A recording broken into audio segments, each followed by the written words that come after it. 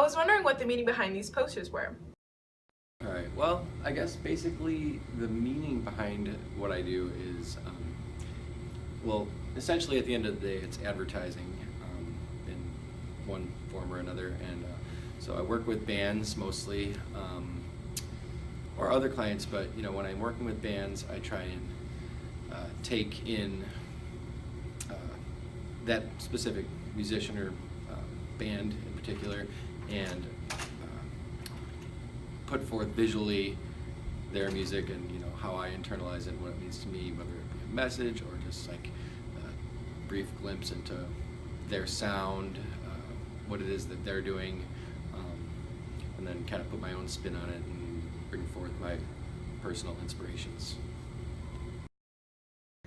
Hey Josh, what inspired you to make this really cool artwork?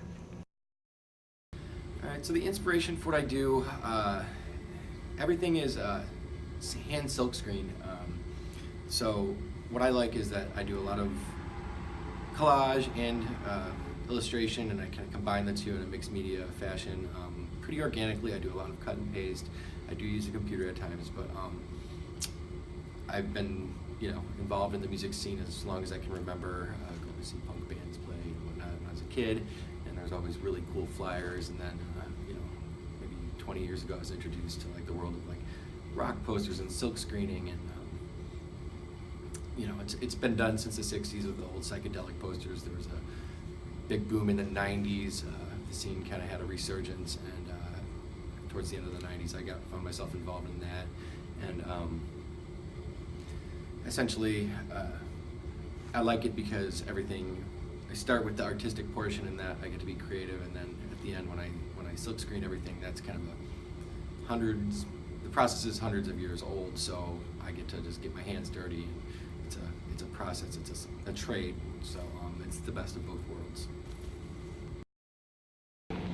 Hey Josh, are all these bands you listen to? Yeah, I actually listen to probably 95% of the bands.